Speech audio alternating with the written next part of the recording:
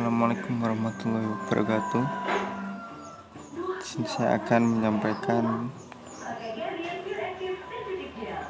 menyampaikan prinsip saya tentang model pembelajaran project based learning.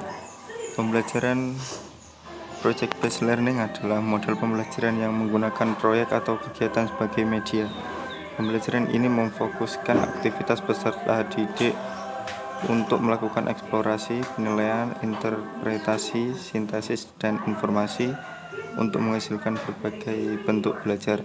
Pembelajaran ini merupakan metode belajar yang menggunakan masalah sebagai langkah awal dalam mengumpulkan dan mengintegrasikan pengetahuan baru sebagai pengalamannya dalam beraktivitas secara nyata. Karakteristik yang pertama, memperoleh pengetahuan dan keterampilan baru dalam pembelajaran. Yang kedua, meningkatkan kemampuan peserta didik dalam pemecahan masalah.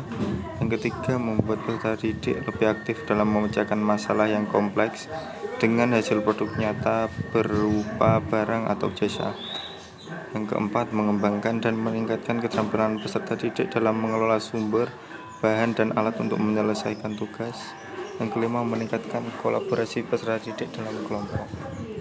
Langkah-langkah operasional. Yang pertama, penentuan proyek. Kedua, perancangan langkah-langkah penyelesaian proyek. Ketiga, penyusunan jadwal pelaksanaan proyek. Keempat, penyelesaian proyek dan monitoring guru. Kelima, penyusunan laporan dan presentasi hasil proyek. Dan yang terakhir, evaluasi proses dan hasil proyek.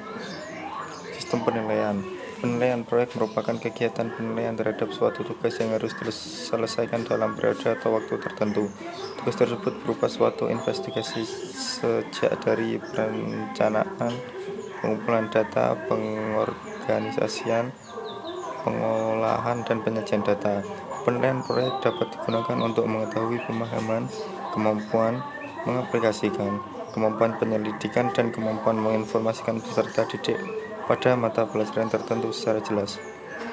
Pada penilaian proyek, setidaknya ada 3 hal yang perlu dipertimbangkan, yaitu kemampuan pengolahan, kemampuan peserta didik dalam memilih topik, mencari informasi, dan mengelola waktu, pengumpulan data, serta penulisan laporan.